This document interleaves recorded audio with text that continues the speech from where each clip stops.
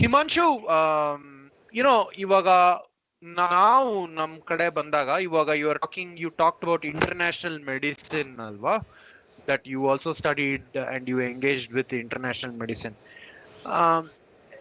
Explain to me, ಇವಾಗ Covid ಎಲ್ಲ ಆದ್ಮೇಲೆ do you think that medical institutions and medical authorities are going to take more interest in international large scale problems where there is, ಅಂದ್ರೆ ಜಗತ್ತಿನಲ್ಲಿ ಒಂದ್ ಕಡೆ problem ಆದ್ರೆ ಆ ದೇಶ ಓದಾಡ್ಬೇಕು, ಇದು ಅಂತಾರಾಷ್ಟ್ರೀಯವಾದ ಕೋಆಪರೇಷನ್ ಮತ್ತೆ ಒಬ್ರಿಗೊಬ್ರು ಅನುಸರಿಸ್ಕೊಂಡು ಹೋಗ್ಬೇಕು ಅಂತ ಅನ್ಕೊಂಡಿದ್ರಲ್ಲ, ಆಗ್ಬೇಕಾಗತ್ತಲ್ಲ, ಆ ಪರಿಸ್ಥಿತಿ ಬರುತ್ತಲ್ವಾ? So what do you think should be done? ನಿಮ್ಮ ಪ್ರಕಾರ ಏನ್ ಮಾಡ್ಬೇಕು ಕೋಆಪರೇಷನ್ ಹೆಚ್ಚಬೇಕು ಅಂದ್ರೆ? ಓಕೆ, ಇದಕ್ಕೆ ಒಂದು ಬೇರೆ ಬೇರೆ ತರ I will try to answer from a broad perspective and then narrow down. It comes back to Sweden.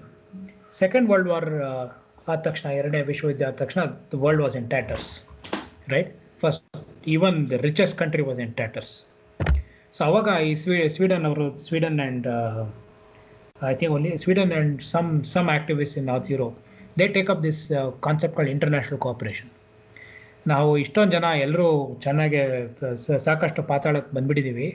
So ಇದು ಮುಂದೆ ಹೋಗ್ಲಿಕ್ಕೆ we need an international cooperation in all fronts, and thus United Nations was born. So ಅದಾದ್ಮೇಲೆ Cold War ಶುರು ಆಗುತ್ತೆ.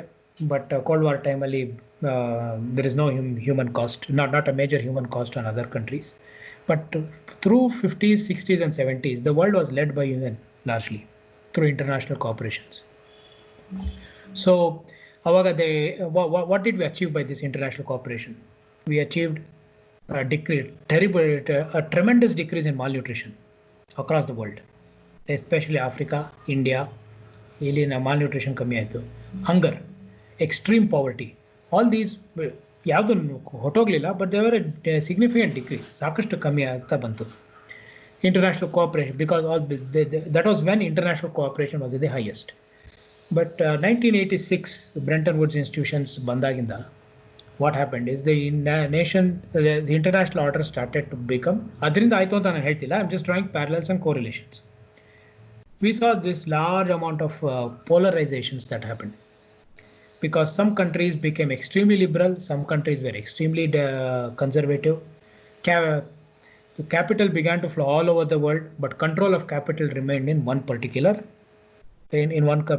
group of countries. So then there were some parts of this international order which started to control the international cooperation, right? And this we saw in 2000s and 2000. In the decades of 90s and 2000s, that we went to an increased polarized world, largely led by the United States, right, who controlled most of this cooperation. But still, ಯಾವುದೇ ಒಂದು ಸಮಸ್ಯೆ ಆಗಿರಲಿಲ್ಲ. We didn't have any big humanitarian problems. ವಾರ್ಗಳಾದವು, Gulf War 2 ಆಯಿತು, ಮತ್ತೆ ಅದಾದ ನಂತರ Afghanistan war ಶುರು ಆಯಿತು. So but they did not lead to any major humanitarian crisis in the world. But then ಈ ರಿಸೆಷನ್ ಆದಾಗಿಂದ 2008 ರಿಸೆಷನ್ ಆದಾಗಿಂದ ಸಾಕಷ್ಟು ದೇಶಗಳು they became conservative, including Sweden. They all started to become slightly conservative. More right wing government started to rule different parts of humanity. So ಈ conservatism ಜಾಸ್ತಿ ಆಗ್ತಿದ್ದಂಗೆ ಈ international order was broken, right? We see that the international control of international affairs was absent because largely of conservatism now and perhaps nationalism. ನಾವು ನಮ್ದೇ ನೋಡ್ಕೊಂಡಿರ್ಬೇಕು and because of confrontational approaches. This was very apparent in the Sri Lankan war, at least to me. As a humanitarian, as an actor in the humanitarian world, what I appreciated is, after the Gulf Wars, a very big war which we saw was in Sri Lanka in later part of 2000s. But there was hardly any international response to it. ಅಲ್ಲಿ ಏನು genocide ಆಯಿತು ಅದ್ರ ಬಗ್ಗೆ ಯಾರು ಹೆಚ್ಚಿಗೆ ಏನೂ ಮಾತಾಡಲಿಲ್ಲ. Nobody intervened. Norway was a party from a long way, so they just tried to mediate, but nothing happened. Nobody came to the rescue of the thousands of people who were dying. So this was the first sign of breaking international order, at least to me. ಇದಾದ ನಂತರ ನಡೆದಂಥ ಎಷ್ಟೋ ಘಟನೆಗಳು, including the tsunami and many other things, we see that the international cooperation has been decreasing or nearly absent. And today we see it exposed widely when coronavirus outbreak happened. We see that when China, which is the world's second most powerful country, yes, Ali, and they're so globalized. They're globalized with movements, they're globalized with capital and so on, right? ಅಲ್ಲಿ ಆದಂಥ outbreak there's nobody ready to take cognizance, nobody ready to take responsibility, and nobody ready to take any kind of measures. So where did international cooperation go is the question. WHO intervened, WHO said something, ಅದನ್ನು ಕೇಳೋರು ಯಾರಿದ್ರು? ಕೇಳೋರು ಇರಲಿಲ್ಲ. But initially WHO they were just going by China's word alva. China ಏನ್ ಹೇಳ್ತಾ ಇತ್ತು, they just because WHO cannot counter a country's stand. If China Exactly. is saying it's under control, so they just have to agree. Well, exactly. See, that this is one issue. WHO ನೀವು ಬಹಳ important thing. WHO never has its independent interventions. WHO ಏನು hospital ನಡೆಸಲ್ಲ, ಒಂದು lab ನಡೆಸೋದಿಲ್ಲ, ಅಥವಾ ಅವ್ರು ಒಂದು ಡಾಕ್ಟರ್ನ employee ಮಾಡಿ ಎಲ್ಲೂ ಬಿಟ್ಟಿರೋದಿಲ್ಲ. ಅರ್ಥ ಆಯ್ತಾ? WHO is an inter government organisation. So it relies on governments. Government ಏನು ಹೇಳ್ತಾರೆ ಅದನ್ನು ಹೇಳ್ತಾರೆ. ಅವ್ರದ್ದು ಯಾವುದೇ ಆದ ಇಂಡಿಪೆಂಡೆಂಟ್ ಇದು exceptions, very small some few nutrition surveys ಅಂತ ಮಾಡ್ತಾರೆ. So WHO will depend on what the data China gives, right? It is well under control, blah blah blah, whatever. But still, whatever stage they said it is getting bad. Even after that, you see across the world there was neglect. One though, more than neglect, there was more of this blame game. ಈಗ ನಮ್ಮ ಮುಂದೆ ಸಮಸ್ಯೆ ಇದೆ, ಅದಕ್ಕೆ ನಾವು ಪರಿಹಾರ ಕಂಡುಹಿಡಿಬೇಕು, ಅದನ್ನು ಕಂಟ್ರೋಲ್ ಮಾಡಬೇಕು. ಅದ್ರ ಬಿಟ್ಬಿಟ್ಟು they spend so much time, world leaders, blaming one another and pointing fingers. So international cooperation another ಎಲ್ಲಿ ಕಾಣ್ತಾ ಇದೆ? Where is it apparent? It is not. And the way we responded later, ಒಂದೊಂದು ದೇಶ ಒಂದೊಂಥರ lockdown, ಒಂದೊಂದು ದೇಶದಲ್ಲಿ ಒಂದೊಂಥರ rules, restrictions, close downs, ಏರ್ಪೋರ್ಟ್ಗಳು ಮುಚ್ಚಿದ pattern. This does not show anything, it does not show any sign of cooperation or cooperative internationalism. Adilla. So to answer Mukund's question, going ahead, if you want to prevent this catastrophes like coronavirus, or even if it is economic catastrophe, or maybe a natural catastrophe, this international order has to be re-established.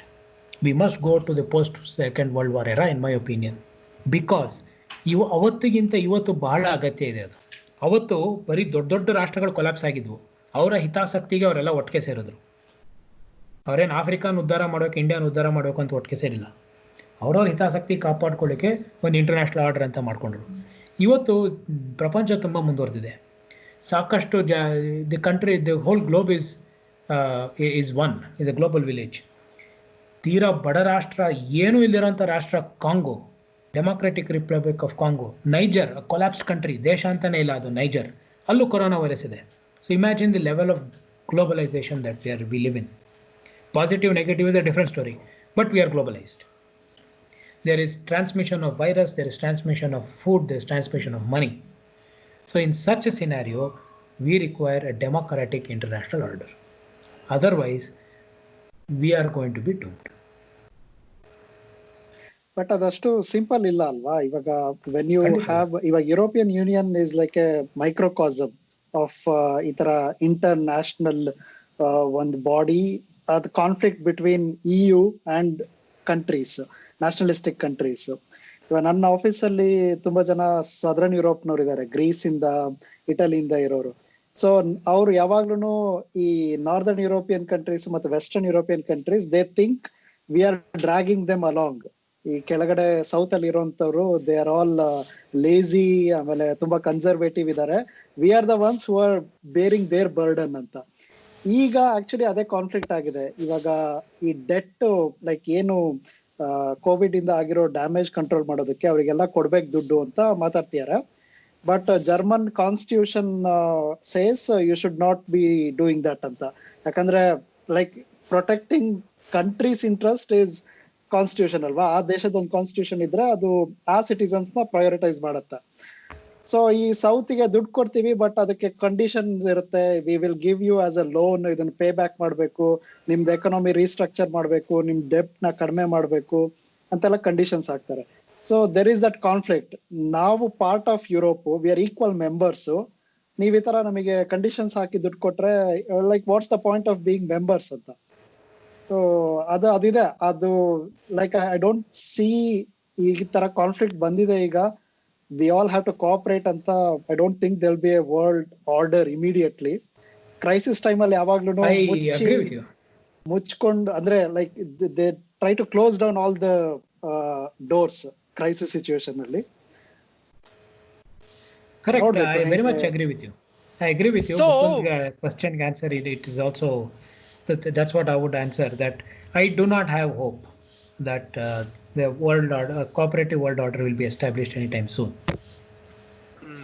Hey, so actually this is a very interesting observation.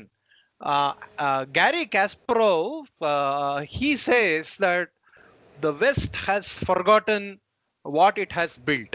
Andre, over the last 15-20 years, the West has done nothing.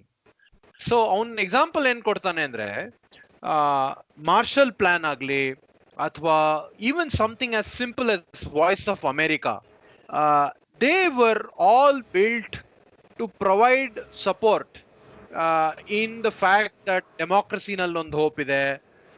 ಆ ತರ ಒಂದು institutions ಕಟ್ಕೊಂಡು ಬಂದ್ರು western governments. ಅದರಿಂದ ಸುಮಾರು ಜನ inspire ಆದ್ರು. In fact even Soviet union, people of Soviet union and eastern European countries democracy ಮಾಡಿರೋ ಪ್ರೋಗ್ರೆಸ್ ನ ನೋಡಿ they were enthusiastic and they also wanted to adopt democracy. Of course ಅದು some places they wanted immediate results, ಅದು ಬರ್ಲಿಲ್ಲ. So ಅವನ್ Gary ಕ್ಯಾಸ್ಪರೋವ್ ಏನ್ ಹೇಳ್ತಾನೆ ಅಂದ್ರೆ, West forgot to do what what Western countries did immediately after the war or 10-20 years after the war. So which is what China is doing. ಅವ್ರು ಎಲ್ಲಾ ಕಡೆ ಆಫ್ರಿಕಾಗ್ ಹೋಗಿ ದುಡ್ಡು ಹಂಚ್ತಾರೆ, ಇಲ್ಲೋಗಿ ದುಡ್ಡು ಹಂಚ್ತಾರೆ, ನಮ್ ನೇಪಾಲ್ಗೆ ದುಡ್ಡು ಕೊಟ್ರು. So I think that is what in a sense that countries should do. So yeah, it's interesting that international cooperation across is needed the most. ತುಂಬಾ ಬೇಕು ಇವಾಗ, ಬಟ್ ತುಂಬಾ ಐಸೋಲೇಟ್ ಕೂಡ ಇವಾಗ ಆಗಿದೀವಿ ಅಂತ. It's a very interesting thing. We will see how it all pans out. Himanshu, ಈಗ direct ಆಗಿ ಒಂದು ಮೆಡಿಕಲ್ ಕ್ವಶನ್ ಗೆ ಬರ್ತೀನಿ. ನಿಮ್ ವೆಬ್ಸೈಟ್ ನೋಡ್ತಾ ಇದೆ, ಅದ್ರಲ್ಲಿ ಸಾಂಕ್ರಾಮಿಕ ರೋಗಗಳನ್ನ ತಡೆಗಟ್ಟಬೇಕು, ಯುದ್ಧದಲ್ಲಿ ಮೆಡಿಸಿನ್ ಕೊಡ್ಬೇಕು ಅಂತೆಲ್ಲ, ಅದರ ಬಗ್ಗೆ ಎಲ್ಲ ನಾವು ಮಾತಾಡಿದ್ವಿ. ಒಂದು ತುಂಬಾ ಇಂಪಾರ್ಟೆಂಟ್ ಪಾಯಿಂಟ್ ಇದೆ, ಆಂಟಿಬಯೋಟಿಕ್ ರೆಸಿಸ್ಟೆನ್ಸ್. ಅದನ್ನ ಪ್ರಿವೆಂಟ್ ಮಾಡ್ಬೇಕು, ಅದನ್ನ ತಡೆಗಟ್ಟಕ್ಕೆ ಒಂದು ಕ್ರಮ ತಗೋಬೇಕು ಅಂತ ಹೇಳಿದ್ರಿ. ನಾವು ನಮ್ಗೆ ಸಾಮಾನ್ಯವಾದ ಕನ್ನಡದಲ್ಲಿ ಎಕ್ಸ್ಪ್ಲೈನ್ ಮಾಡಿ, ಆಂಟಿಬಯೋಟಿಕ್ ರೆಸಿಸ್ಟೆನ್ಸ್ ಅಂದ್ರೆ ಏನು, ಅದರಿಂದ ಏನ್ ದುಷ್ಪರಿಣಾಮ, etcetera etcetera. Well, thank you for this question and observation. ಈ ಆಂಟಿಬಯೋಟಿಕ್ ರೆಸಿಸ್ಟೆನ್ಸ್ ಅನ್ನೋದು ಬಹಳ ಟೆಕ್ನಿಕಲ್ ಟರ್ಮ್, ಮತ್ತೆ it's a technical concept. But this goes down to a lot about society. We can understand a lot about society and conflict and micro level conflict using this scientific concept.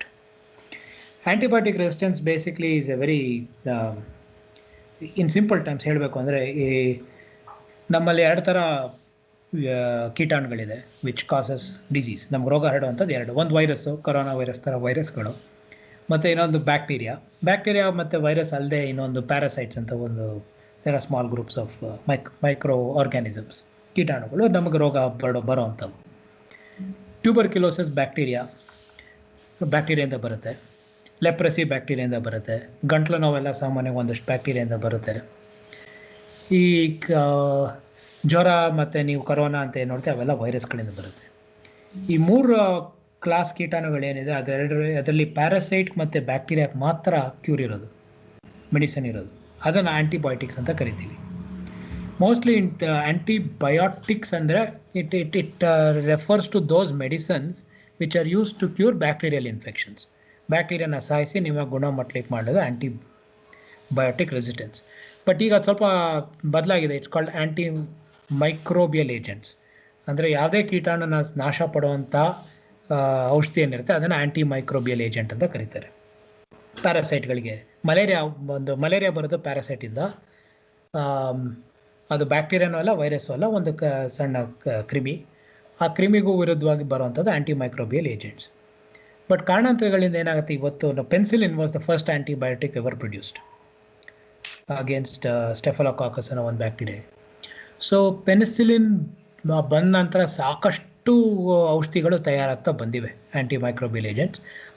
ಅದು ಭಾಳ it's a very significant Discovery in human kind and human development ಅಂತ ಹೇಳ್ಬೋದು. Because it has saved just enormous amount of deaths across the world and even continues to save deaths, right? ಇವತ್ತು ಸಣ್ಣ diphtheria ಇಂದ ಇವತ್ತು ಯಾರು ಸಾಯಲ್ಲ, right? Diphtheria ಈಗ ರೋಹಿಂಗಾಗಳು, ಬಾಂಗ್ಲಾದೇಶಲ್ಲಿ ರೋಹಿಂಗಾಗಳು ಬಂದ್ರಲ್ಲ ಈ ಇದರಿಂದ ಮ್ಯಾನ್ಮಾರಿಂದ, ಅವರಲ್ಲಿ ಡಿಫ್ಟೀರಿಯಾ ಔಟ್ಬ್ರೇಕ್ ಆಗುತ್ತೆ. ಡಿಫ್ಟೀರಿಯಾ ಔಟ್ಬ್ರೇಕ್ ಆಗಿ ಜನಕ್ಕೆ ನಮಗೆ ಡಿಫ್ಟೀರಿಯಾ ಟ್ರೀಟ್ ಮಾಡೋದೇ ಮರ್ತೋಗ್ಬಿಟ್ಟಿದ್ದೀವಿ. ಯಾರೋ ಒಬ್ಬರು one very old physician from England who was trained in Bangalore medical college, he identifies diphtheria among these people. Okay, Dr. Cross ಅಂತ ಅವ್ರ ಹೆಸರು. So he identifies diphtheria seen in Bangalore Medical College in 1960s. Okay, and suddenly we have no diphtheria vaccines. WHO produces lakhs of diphtheria vaccines and it is provided, and diphtheria medicines provided. Not many deaths occur. But this was not possible 50-60 years ago. ಯಾಕಂದರೆ antibiotics ಇರಲಿಲ್ಲ. Simple ಡಿಫ್ಟೀರಿಯಿಂದ ತುಂಬ ಜನ ಸಾಯೋರು. But ಈ ಕ್ರಮೇಣವಾಗಿ ಏನಾಗಿದೆ ಅಂದರೆ ಈ ಔಷಧಿಗಳು ಕೂಡ ಕೆಲಸ ಮಾಡದಿರೋಂಗೆ ಆಗ್ಬಿಟ್ಟಿದೆ. ಅಂದರೆ ಈ ಕ್ರಿಮಿ ಕೀಟಾಣುಗಳು they have developed a resistance against these agents. So ನೀವೀಗ ಡಿಫ್ಟೀರಿಯಾಗಾಗಲಿ ಅಥವಾ ಸಾಮಾನ್ಯ ಒಂದು ಕಾಮನ್ ಆ್ಯಪ್ಸೆಸ್ಗಾಗಲಿ, ಗಂಟ್ಲು ನೋವಿಗೆ ನೀವು ಒಂದು ಮೆಡಿಸನ್ ತೊಗೊಂಡ್ರೆ ಆ ಮೆಡಿಸಿನ್ ಇನ್ನು ಕೆಲಸ ಮಾಡೋದಿಲ್ಲ. ಪೆನ್ಸಿಲಿನ್ಗಳೀಗ ಸಾಕಷ್ಟು ಕ್ರಿಮಿಗಳ ವಿರುದ್ಧ ಯಾವಾಗ 30 ವರ್ಷದಿಂದ ಕೆಲಸ ಮಾಡ್ತಿತ್ತೋ ಅದೇ ಕ್ರಿಮಿಗಳ ವಿರುದ್ಧ ಇವತ್ತು ಕೆಲಸ ಮಾಡೋದು. Because these microbes have developed A resistance. ಈಗ ಕ್ವಿನಿನ್ ಅನ್ನೋದು ಮಲೇರಿಯಾ ಬಂದಂಥ ಒಂದು ಮೊದಲ ಮೆಡಿಸಿನ್. ಕ್ವಿನಿನ್ ಆದಮೇಲೆ ಕ್ಲೋರೋಕ್ವಿನ್ ಬಂತು. ಬೆಂಗಳೂರು, ಕರ್ನಾಟಕ ಎಲ್ಲ ಕಡೆ ಕ್ಲೋರೋಕ್ವಿನ್ ಯೂಸ್ ಮಾಡ್ತಿದ್ವಿ. ನಾವು MBBS ಮಾಡಿ ಓದಿದಾಗ chloroquine was the principal medicine against it. ಈಗ ಕ್ಲೋರೋಕ್ವಿನ್ ಯಾವ್ದ್ರ ಮೇಲೆ ಕೆಲಸ ಮಾಡೋದಿಲ್ಲ, ಯಾವ ಮಲೇರಿಯಾನ ಕ್ಯೂರ್ ಮಾಡೋದಿಲ್ಲ. ಇದು ವೆರಿ ರೇರ್. ಈ ಹೈಡ್ರೋಕ್ಲೋರಿಕ್ವಿನ್ ಅಂತ ಏನೋ ಕರೋನಾಗೆ ಆಡ್ತಾ ಇದಾರಲ್ಲ, ದೇರ್ ವಾಟ್ ಎವರ್ ಹಲಾಗುಲ ಇಸ್ ಹ್ಯಾಪ್ನಿಂಗ್, ಅದೇ the same medicine. That doesn't work effectively against chloroquine. Africa chloroquine use ಮಾಡಲ್ಲ ಈಗ, because these drugs have, these microbes have developed a resistance towards this medicine. Now why has this happened? Yake, what is this has happened? Why this has happened? ಯಾಕೆಂದರೆ ಈ anti microbial effect, ನೀವೊಂದು ಕ್ರಿಮಿನ ಸಾಯಿಸಬೇಕು ಅಂದರೆ ಒಂದು ನಿರ್ದಿಷ್ಟವಾದ ಡೋಸೇಜಲ್ಲಿ ಆ medicine ಕೊಡಬೇಕಾಗತ್ತೆ. Say for example, ಒಂದು ಬ್ಯಾಕ್ಟೀರಿಯಾಗೆ ಸಾಯಕ್ಕೆ 1 gram ಅಷ್ಟು ಮೆಡಿಸಿನ್ ಕೊಡಬೇಕು ಅಂತ ಅಂದ್ಕೊಳ್ಳೋಣ. Let's take an example. 1 gram is required to kill 1 group of infectious bacteria. ಆ ಇಡೀ 1 ಗ್ರಾಮ್ನ ಒಟ್ಟಿಗೆ ಮನುಷ್ಯಂಗೆ ಕೊಡೋಕ್ಕಾಗಲ್ಲ, ಸೈಡ್ ಎಫೆಕ್ಟ್ ಆಗುತ್ತೆ. ಬೇರೆ ಬೇರೆ ರೀತಿ ಎಫೆಕ್ಟ್ ಆಗಿ ಬೇರೆ ಥರ ರೋಗಗಳು ಸ್ಟಾರ್ಟ್ ಆಗುತ್ತೆ. ಅದಕ್ಕೆ ನಾವೇನು ಮಾಡ್ತೀವಿ, ಆ 1 ಗ್ರಾಮ್ನ ಡಿವೈಡ್ ಮಾಡಿ ಡೋಸೇಜ್ ಥರ ಕೊಡ್ತೀವಿ. ಬೆಳಗ್ಗೆ ಊಟ ಆದಮೇಲೆ ತೊಗೊಳ್ಳಿ, ರಾತ್ರಿ ಊಟ ಆದಮೇಲೆ ತೊಗೊಳ್ಳಿ, ಮತ್ತೆ ಬೆಳಗ್ಗೆ ತೊಗೊಳ್ಳಿ, ರಾತ್ರಿ ತೊಗೊಳ್ಳಿ. So that forms a course over a period of time. 1 gram, which is required to kill that amount of bacteria in our body, is divided over a period of time. In the period of time, maybe in 1 day and over a few days. So that is called as a course. So now what happens is that you have a course of medications over 3 days or 5 days. Largely what we see in developing countries is people do not take this entire course of medicines. ಪೂರ್ತಿ 5-6 ದಿನ medicines ತೊಗೊಳ್ಳೋದಿಲ್ಲ. 2-3 ದಿನಕ್ಕೆ symptoms ವಾಸಿ ಆಗಿದೆ ಅಂತ they will, there are many reasons for this, but they stop after 2 or 3 or partly 1, right? And there is also a problem with doctors who are not prescribing adequately or the correct dosage. ಅದಕ್ಕೂ ಬೇರೆ ಬೇರೆ ಕಾರಣ ಇದೆ, ಬರ್ತೀನಿ ಅದಕ್ಕೆ. So ಯಾವಾಗ ಜನ ಸರಿಯಾದ ಡೋಸೇಜ್ ತೊಗೊಳ್ತಿಲ್ವೋ, ನೀವು ಇವತ್ತೊಂದು ಡೋಸ್ ಮಿಸ್ ಮಾಡಿದ್ರೆ you are giving time to the microbe. ಆ ಮೈಕ್ರೋಬ್ಗೆ ನೀವು ಸಮಯ ಕೊಡ್ತಿದ್ದೀರಿ to develop a mechanism to fight, right? ಒಂದು, all life systems in this world have an inert energy to survive and fight. ಅದಕ್ಕೆ ಲೈಫ್ ಇರೋದು. Everybody tries to survive. The bacteria tries to survive. So so bacteria and these parasites over a period of time have developed resistance against your drugs. And therefore, many of these drugs just don't work. And hence, you cannot cure this infection. ಇದು ನಮಗೆ ಬಹಳ ದೊಡ್ಡ ಸಮಸ್ಯೆ ಆಗ್ತಿರೋದು tuberculosis ಅಲ್ಲಿ. Tuberculosis 6 ರಿಂದ 9 ತಿಂಗಳು medicine ತಗೋಬೇಕಾಗುತ್ತೆ, ದಿನಕ್ಕೆ 2-3 ಜನ ಅದನ್ನ ಟ್ಯೂಬರ್ಕ್ಯುಲೋಸಿಸ್ ಹೆಚ್ಚಿಗೆ ಬರೋದು marginalise populations, people who are poor, low socio economic status ಅಲ್ಲಿರುವಂತಹ ಜನರಿಗೆ ಹೆಚ್ಚಿಗೆ ಟ್ಯೂಬರ್ಕ್ಯುಲೋಸಿಸ್ ಬರುತ್ತೆ. ಅವ್ರಿಗೆ ನೀವು 9 ತಿಂಗಳು ನೀವು ಒಂದು ಮೆಡಿಸನ್, ಒಂದು 4-5 ಟಾಕ್ಸಿಕ್ ಮೆಡಿಸನ್ ತಗೊಳ್ಳಿ ಅಂದರೆ ಇಟ್ ಈಸ್ ಡಿಫಿಕಲ್ಟ್. ಒಂದು ಹೆಲ್ತ್ ಆಕ್ಸೆಸ್ ಇರಬೇಕು, ಆ ಮೆಡಿಸನ್ ಸಿಗಬೇಕು, ಆ ಮೆಡಿಸನಿಂದ ಸೈಡ್ ಎಫೆಕ್ಟ್ ಆಗುತ್ತೆ, ಸೈಡ್ ಎಫೆಕ್ಟ್ಗೆ ಟ್ರೀಟ್ಮೆಂಟ್ ಸಿಗಬೇಕು, ಅದಕ್ಕೆ ದುಡ್ಡಿರಬೇಕು, ಅದರಿಂದ ಹೊಟ್ಟೆ ಹಸಿವು ಜಾಸ್ತಿ ಆಗುತ್ತೆ, ಮಾಲ್ನ್ಯೂಟ್ರಿಷನ್ ಹೆಚ್ಚಿಗೆ ಆಗುತ್ತೆ, ಊಟ ಮಾಡಬೇಕು, ಹೆಚ್ಚಿಗೆ ಪ್ರೋಟೀನ್ ತೊಗೋಬೇಕು, ಅವ್ರಿಗೆ ಅದಕ್ಕೆ ಆಕ್ಸೆಸ್ ಇರೋದಿಲ್ಲ, ಪ್ರೋಟೀನ್ ಆಕ್ಸೆಸ್ ಇರೋದಿಲ್ಲ, ಮಾಂಸ ತಿನ್ಲಿಕ್ಕೆ ಆಗೋದಿಲ್ಲ, they cannot eat, they don't get food, enough food. Side effects ಮತ್ತು ಕಾಯಿಲೆ ಪ್ಲಸ್ ಸೈಡ್ ಎಫೆಕ್ಟ್ಸಿಂದ ದಿನಗೂಲಿ ಹೋಗುತ್ತೆ, ಕೆಲಸ ಮಾಡ್ಲಿಕ್ಕೆ ಆಗೋದಿಲ್ಲ. So they will not get their income, right? So there are multiple problems that occur or our patient faces apart from the disease. Some problems are because of the disease, some problems are because of the treatment, right? So ಏನಾಗುತ್ತೆ, ಈ tuberculosis ಅಲ್ಲಿ ಈ long drawn treatment ನ they cut short. ದಿನ ತಗೊಳ್ಳೋ ಬದಲು ಒಂದು ದಿನ ಬಿಟ್ಟು ದಿನ ತಗೋತಾರೆ ಫಾರ್ ದೀಸ್ ಪ್ರಾಕ್ಟಿಕಲ್ ಪ್ರಾಬ್ಲಮ್ಸ್. ಅವ್ರಿಗೇನು ನಿರ್ಲಕ್ಷ್ಯ ಮಾಡಬೇಕು ಅಂತ ಅವರಲ್ಲ, ಅಥವಾ ಅವ್ರಿಗೆ ಅಜ್ಞಾನ ಇದೆ, ಅಥವಾ they want to kill people, that is not the reason. There are practical problems for a person to take medicine every day. So you are giving time for the bacteria to fight back and develop resistance against these drugs. So ನಮ್ಮಲ್ಲಿರೋ 4-5 ಟ್ಯೂಬರ್ಕ್ಯುಲೋಸ್ drugs ವಿರುದ್ಧ ಸಾಕಷ್ಟು resistance ಬಂದಿದೆ. This is not as multi drug resistance tuberculosis. So ಅದರಿಂದ ಪರಿಣಾಮ ಏನಂದ್ರೆ treatment ಮಾಡ್ಲಿಕ್ಕೆ ಆಗೋದಿಲ್ಲ. Treatment ಮಾಡಿದ ಪ್ರತಿಯೊಬ್ಬರು ಮನುಷ್ಯರು ಗುಣಪಡಿಸ್ಲಿಕ್ಕೆ ಆಗೋದಿಲ್ಲ. So this is the state called antibiotic resistance. Now, resistance is among bacteria and parasites is developing faster than the number of drugs you are developing. ಹೊಸ drugs ಗಳಿಗಿಂತ ಹೆಚ್ಚಿಗೆ ವೇಗದಲ್ಲಿ ಈ ರೆಸಿಸ್ಟೆನ್ಸ್ ಬಿಲ್ಡ್ ಆಗ್ತಾ ಬರ್ತಾ ಇದೆ. So this poses a problem. It may take us back to 1950s, where you have a simple disease but you don't have an effective drug to treat them. So this is antimicrobial resistance in simple terms. But ಇದಕ್ಕೆ ಕಾನ್ಫ್ಲಿಕ್ಟ್ಗೆ, ಇದಕ್ಕೆ social ಇಶ್ಯೂಸ್ಗೆ ಸಂಬಂಧ ತುಂಬ ಇದೆ. Should I go on with that? I mean, before that, ಇವಾಗ drug ಇದ್ರ ಬಗ್ಗೆ ಹೇಳ್ತಾ ಇದ್ರಲ್ಲ, ಸೊ ಒಂದು ತುಂಬಾ ಜನ ಅಂದ್ರೆ ಮುಂಚೆ ಯೋಚನೆನೂ ಮಾಡದಿರೋರಿಗೆಲ್ಲ ಇವಾಗ ಇರೋ ಕ್ವಶನ್ ಏನು ಅಂದ್ರೆ, ಯಾಕೆ ಈ ವ್ಯಾಕ್ಸಿನ್, ಕೋವಿಡ್ಗೆ ವ್ಯಾಕ್ಸಿನ್ ಕಂಡುಹಿಡಿಯೋದು ಇಷ್ಟೊಂದು ಕಷ್ಟ, and why we don't have a vaccine yet? ಇಷ್ಟು $billions ಸ್ಪೆಂಡ್ ಮಾಡ್ತಿದ್ದಾರೆ ಆಲ್ ಓವರ್ ದ ವರ್ಲ್ಡ್, ಎಲ್ಲರಿಗೂ ಇದು ಹೈ ಪ್ರಯಾರಿಟಿ. ಅಂಡ್ ನಾವ್ ಯೋಚನೆ ಮಾಡ್ತಾ ಇದ್ವಿ 20th century man has achieved everything, science ಅಲ್ಲಿ, ಟೆಕ್ನಾಲಜಿನಲ್ಲಿ, like we are unparalleled in history ಅಂತ. But this is making us look like ತುಂಬಾ ಹ್ಯುಮಿಲಿಟಿಯಿಂದ we have to accept that we are nowhere close to survive in this world ಅಂತ.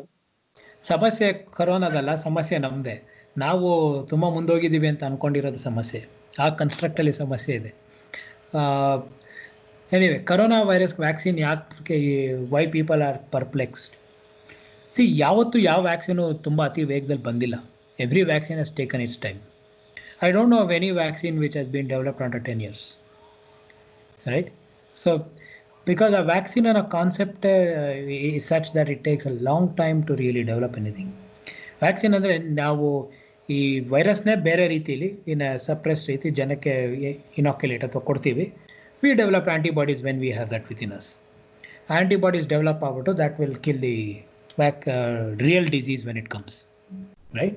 So that is the concept.